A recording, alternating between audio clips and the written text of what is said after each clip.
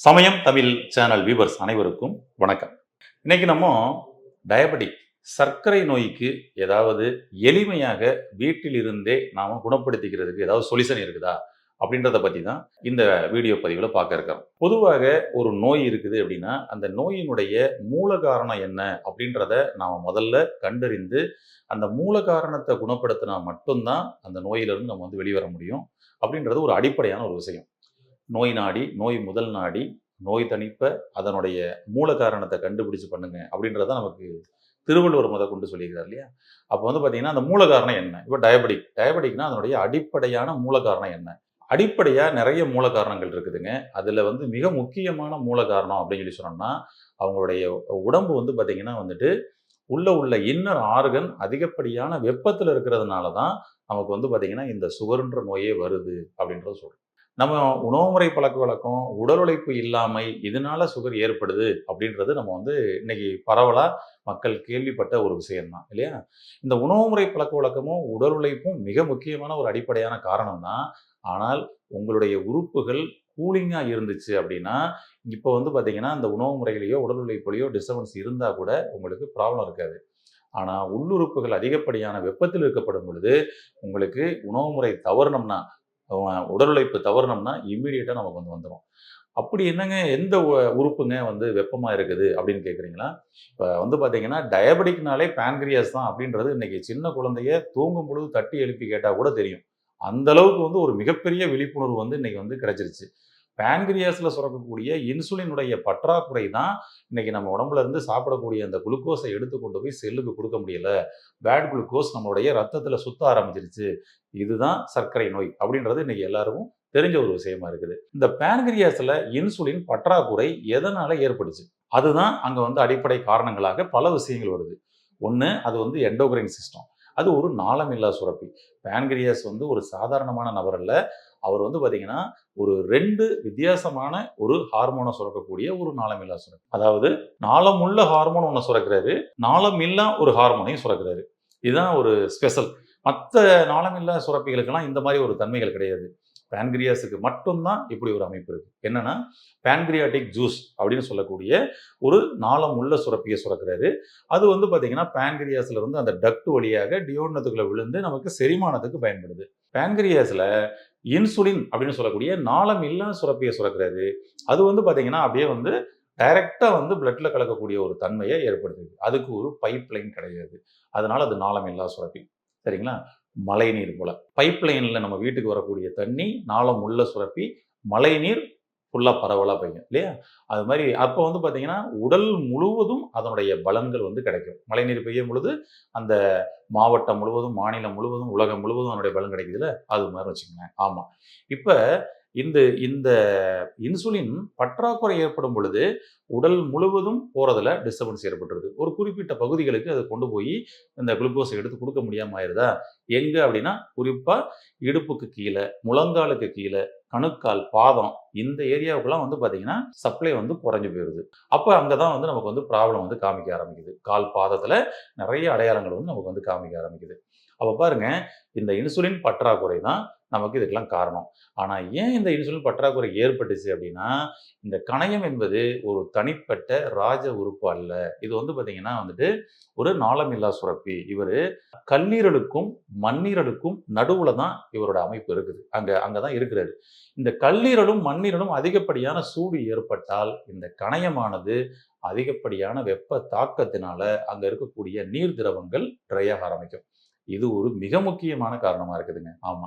நீங்க பாருங்க, diabetic patients இந்த வீடியோவ பார்த்துக்கிட்டு இருக்கிற நெறைய பேரு, நீங்க உங்களையே அனலைஸ் பண்ணி பாருங்க. கல்லீரல் சூடு எனக்கு இருக்குதா? மண்ணீரல் சூடு எனக்கு இருக்குதா? அப்படின்னு உங்கள நீங்களே கேட்டு பாருங்க. கல்லீரல் சூடா இருந்தா, நமக்கு நம்ம உடம்புல எப்படி அடையாளங்கள் காமிக்கும் அப்படின்னு சொல்லி சொன்னோம்னா, கல்லீரலுக்கும் நம்மளுடைய கண்ணுக்கும் நேரடியான தொடர்பு இருக்குதுங்க. கண்ணு எரிச்சல் குடுக்குங்க.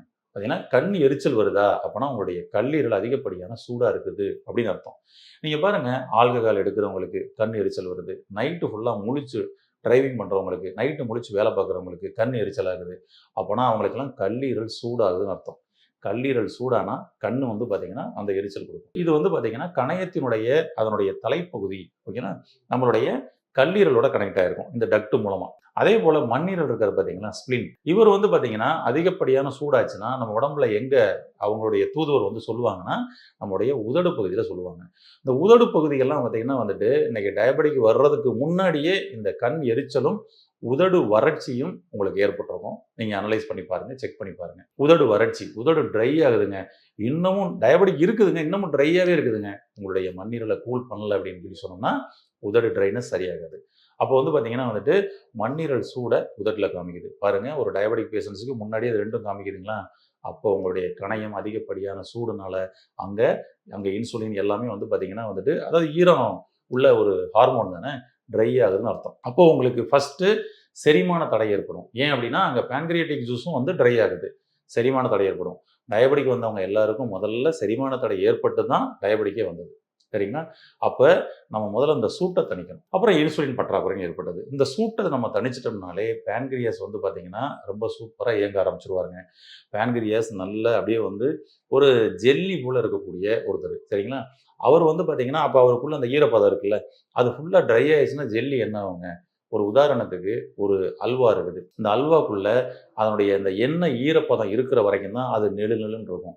அதே அந்த அல்வாவ நீங்க ஒரு 1 மணி நேரம், 2 மணி நேரம் நீங்க வெயில்ல வச்சுருங்க. என்ன ஆகும்? மைசூர் பாக் ஆயிரும். ஆக்சுவலி வந்து அதில உள்ள ஈரப்பதம்லாம் உறிஞ்சிரும். ஃப்ளெக்ஸிபிலிட்டியே போயிருமா? அப்ப அதுக்குள்ள உள்ள ஈரப்பதம் இருந்தா தான் நமக்கு சாப்பிடுறதுக்கு அல்வான்னு சொல்ல முடியும். அது மாரி பான்கிரியாஸ்ல ஈரப்பதம், அந்த எண்டோகிரைன் நாளமில்லா சுரப்பிகள் சரியாக சுரக்கணும்னா, அது வந்து பார்த்தீங்கன்னா, குளிர்ச்சியா இருக்கணும். 2 பேரோட வெப்ப தாக்கம் தான் இதனுடைய மிக முக்கியமான பாதிப்பு. இன்னும் இத ஊர்ஜிதம் பண்ற விதமா உங்களுக்குள்ள ஒரு சின்ன விஷயம் சொல்றேன் பாருங்க. நீங்க செக் பண்ணி பாருங்க. இப்ப டயபெட்டிக் பேஷண்ட்ஸ் எல்லா பேரும் உடல் சூடு அதிகமா இருக்குன்றத ஃபீல் பண்ணியிருப்பீங்க. ஆனா இந்த ஒரு விஷயம் ஃபீல் பண்ணீங்களா பாருங்க. நீங்க நைட்டு படுத்து தூங்கப்படும் பொழுது, நல்ல பனியில, குளிர்ல, ஏசில 16ல வச்சு கூட நல்ல கூலிங்ல படுத்துக்கிறீங்க.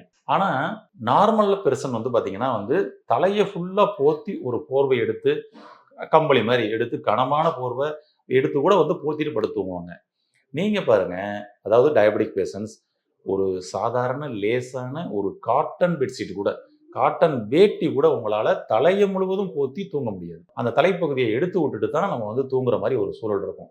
அப்ப பாருங்களேன், எவ்வளவு வெப்பம் இருக்குன்னு. தலை முழுவதும் ஃபுல்லா போத்துனா, நமக்கு வந்து பார்த்தீங்கன்னா, மூச்சு முட்டுற மாரி வந்துரும். வெப்பம் உள்ளுக்குள்ள அனல் பொங்கும். உடனே தலையிலருந்து அந்த போர்வைய வந்து எடுத்துருவோம். இது உங்களுக்கு வந்து நிச்சயமா நீங்க செக் பண்ணி பார்த்தீங்கன்னா உங்களுக்கு தெரியும். சர்க்கரை நோயாளிகள் நல்ல கூலிங்லயும் தலை முழுவதும் போர்த்தி படுத்து தூங்க முடியாது. இதுக்கு காரணம் உடலுக்குள்ள உள்ளுறுப்புகளின் வெப்பம் அதிகமா இருக்குன்னு அர்த்தம். இதை கட்டுப்படுத்தினால் உங்களுடைய சுகர் வந்து கட்டுப்படுங்க. இதை எப்படி எளிமையா நம்ம கட்டுப்படுத்தலாம்? நிச்சயமாக. இப்போ உங்களுக்கு விஷயம் புரிஞ்சிருச்சு இல்லையா? அப்பன்னா அதுக்கான காரணத்த அதற்கான தெரிஞ்சுக்கிட்டீங்கன்னா, அதற்கான சொல்யூஷன் ரொம்ப ஈஸியா நீங்க பண்ணிடலாம். பொதுவா நாங்க எங்களோட சிகிச்சை மையத்தில வரக்கூடியவங்க எல்லா பேருக்கும் இந்த இன்னர் ஆர்கன் கூலிங்க முதல்ல சரி பண்ணுங்க, சரி பண்ணுங்க அப்படின்றத சொல்றோம். அத எப்படிங்க சரி பண்றதுக்குன்னு சொல்லி சில டிப்ஸ் எல்லாம் குடுப்போம். அதுல உள்ள சில டிப்ஸ தான் உங்களுக்கும் வந்து நான் வந்து குடுக்குறேன். பயன்படுத்தி பாருங்க. நல்ல ரிசல்ட் கிடைக்கும். ஓகேங்களா? என்ன பண்ணணுங்க அப்படின்னு சொல்லி சொன்னோம்னா, இன்னர் ஆர்கனுக்கும் நம்மளுடைய நாக்குக்கும் நேரடியான தொடர்பு இருக்குதுங்க. நாக்க நம்ம என்ன சொல்லுவோம் அப்படின்னா, உள்ளுறுப்புகளை நேரடியாக காமிக்கக்கூடிய, அதனுடைய நிலைகளை நேரடியாக காமிக்கக்கூடிய ஒரு கண்ணாடி. இப்ப கண்ணாடி எப்படி இருக்கும்? நாம வந்து பார்த்தீங்கன்னா, ஒரு அழுக்கான சட்டை போட்டிருந்தா, அது அழுக்கா தான் காமிக்கும். சரிங்களா? நல்ல பிரைட்டான சட்டை போட்டிருந்தா, அது பிரைட்டா காமிக்கும். அதாவது அழகா இருந்தா அழகா காமிக்கும், அழுக்கா இருந்தா அழுக்கா காமிக்கும். கண்ணாடி எப்பொழுதும் பொய் சொல்லாது. நேரடியா காமிக்கும். அது மாரி உங்களுடைய நாக்கு உள்ளுறுப்புகளின் தற்போதைய நிலையை அப்படியே காமிக்குங்க. அவ்வளதான். அப்ப என்ன அர்த்தம்னா, நாக்குலருந்து வந்து பார்த்தீங்கன்னா, அப்பனா அந்த உறுப்புகளோட ஏதோ ஒரு கனெக்ஷன் இருக்குது. அவ்வளதான். ஏன்னா, அதுதான் அன்றைய காலகட்டத்தில மருத்துவர்கள் எல்லாம் வெறும் நாக்க பார்த்து நோய சொன்னாங்க. நாக்க பார்த்து டயக்னோஸ் பண்ணாங்க. இன்னைக்கு அந்த முறையே இன்னைக்கு போயிருச்சு பார்த்தீங்களா? பாரம்பரியமா இருந்த ஒரு விஷயம். அப்ப இந்த நாக்குக்கும், உள்ளுறுப்புகளுக்கும் நேரடியான தொடர்பு இருக்குது. இந்த நாக்கின் மூலமாக நம்முடைய உள்ளுறுப்புகளை கூலிங் பண்ண முடியும். என்ன பண்ணணும் அப்படின்னு சொல்லி சொன்னோம்னா, செக்குல ஆட்டுன நல்லெண்ணெய் வாங்கிக்கங்க. இந்த நல்லெண்ணெயில ஒரு 10 எம்எல் எடுத்துக்கங்க. காலையில எழுந்த உடனே முதல் வேலையாக இத பண்ணுங்க. என்ன பண்ணணுங்க அப்படின்னா, 10 எம்எல் எடுத்து நமக்கு வந்து நாக்குல இட்டு ஆயில் புல்லிங் பண்ணுங்க. ஆயில் புல்லிங்ன்றது தானா? இது ஒரு சாதாரணமான விஷயமாச்சேன்னு சொல்லி கூட சில பேர் கேள்விப்பட்ட ஒரு விஷயமா கூட தெரியலாம். சில நபர்கள், அதாவது நெறைய நபர்கள் வந்து பார்த்தீங்கன்னா, தெரிஞ்சிருச்சு அப்படின்னு சொல்லி சொன்னாங்க. அதாவது தெரிஞ்ச விஷயம் தான் அப்படின்ட்டு அசால்ட். ஓகேங்களா? ஆமா. அதாவது நம்முடைய முன்னோர்கள் பல விஷயங்கள சூட்சமமா தான் வந்து இன்னைக்கு வந்து பார்த்தீங்கன்னா, அந்த ஓலைச்சுவடியில குடுத்து போயிருப்பாங்க. அத நம்ம அனுபவிச்சு பார்க்கும்பொழுது மட்டும் தான், அதனுடைய அந்த சுவைய வந்து உணர முடியும். சரிங்களா? அதனால ஆயில் புல்லிங் அப்படின்றத ஒரு காமனான ஒரு விஷயமா எடுத்துக்கிறாம, இத பயன்படுத்தி பார்க்கும்பொழுது என்னலாம் மாற்றம் தெரியும்னு பாருங்களேன். இப்ப நான் சொல்ற மாரி பயன்படுத்துங்க. மாற்றம் உங்களுக்கு இம்மீடியட்டா தெரியும். அப்ப செக்குல ஆட்டுன நல்லெண்ணெய் ஒரு 10 எம்எல் எடுத்து நம்மளுடைய வாயில இட்டு நல்ல ஒரு 10 நிமிஷத்துலேருந்து 20 நிமிஷம் வரைக்கும் நீர்த்து போற வரைக்கும் கொப்பளிங்க. அதாவது ஃபர்ஸ்ட்டு கார்கிலிங் பண்ணும்பொழுது உங்களுக்கு வந்து விழுவிழுன்னு இருக்கும். கொஞ்சம் கடினமா இருக்கிற மாரி இருக்கும். வாய் வலிக்கிற மாரிலாம் இருக்கும். ஆனா அப்படியே போக, போக, போக, போக நீர்த்து போயிரும். பச்சை தண்ணி ஆயிரும். ஓகேங்களா? ஆமா. இத தொடர்ந்து நீங்க டெய்லி பண்ணிட்டே வந்தீங்க அப்படின்னு சொல்லி சொன்னோம்னா, ஒரு 5 டேஸ், 10 டேஸ்ல வந்து பார்த்தீங்கன்னா, உங்களுக்கு அந்த வாய் வலிக்கிறது எதுவுமே இருக்காது. ரொம்ப ஸ்மூத்தா இருக்கும். டெய்லி பண்ணுங்க. இதன் மூலமாக உங்களுக்கு உள்ளுறுப்புகள் குளிர்ச்சி அடையும். உள்ளுறுப்புகள் குளிர்ச்சி அடைவத நீங்களுமே ஃபீல் பண்ண முடியும். இத காலையில எழுந்த உடனே முதல் வேலையாக ஃபேஸ் வாஷ் பண்ணிட்டு பண்ணுங்க. எந்த வயதினர்லாம் பண்ணலாங்க? எல்லா பேரும் பண்ணலாம். வயது வந்து இந்த விவரம் தெரிஞ்ச வயசு வந்ததுக்கப்புறம். அதாவது ஒரு 10, 12 வயசுக்கு மேல பண்ண சொல்லுங்க. சின்ன குழந்தைகள்னா. பெரியவங்கலாம் ஒண்ணும் பிரச்சனை இல்ல. 99 வயசா இருந்தா கூட தாராளமாக பண்ணலாம். இத மட்டும் நீங்க பண்ணிட்டு வந்தீங்கன்னா, உள்ளுக்குள்ள உங்களுடைய உள்ளுறுப்புகள் குளிர்ச்சி அடைவத நீங்க ஃபீல் பண்ண முடியும். எப்படிங்க? கண் எரிச்சலும் சரியாகும், உதடு வறட்சியும் சரியாகும், வறட்சி, தொண்டை வறட்சி இது மூலம் சரியாகும். ஏன்னா, இது எல்லாமே ட்ரை ஆகி போய் கிடக்கும். அந்த டயபெட்டிக் பேஷண்ட்ஸ்க்கு. பண்ணும்பொழுது உங்களுடைய பேன்கிரியாஸ் சூப்பரா கூல் ஆகுங்க. இன்சுலின் அருமையா புரொடியூஸ் ஆகுங்க. என்ன மாற்றம் நடக்குதுன்னு பாருங்க. இதை பயன்படுத்தி இந்த அனுபவத்த நம்முடைய கமெண்ட் பாக்ஸ்லயும் பதிவு பண்ணுங்க. மற்றவங்களுக்கு பயனுள்ளதா இருக்கும். மற்ற உங்களுடைய நண்பர்கள், உறவினர்கள் இதே மாரி டயபெட்டிக் பேஷண்ட்ஸ் இருக்கிறாங்கன்னா, அவர்களையும் இத பயன்படுத்த சொல்லுங்க. உங்களுடைய டயபெட்டிக் லெவல் எந்த லெவல் குறையுதுன்றத பாருங்க. நெறைய சிம்ப்டம்ஸ் மாறுங்க முதல்ல. இதை பயன்படுத்தி ஆரோக்கியம் அடைய வாழ்த்துக்கள். நன்றி.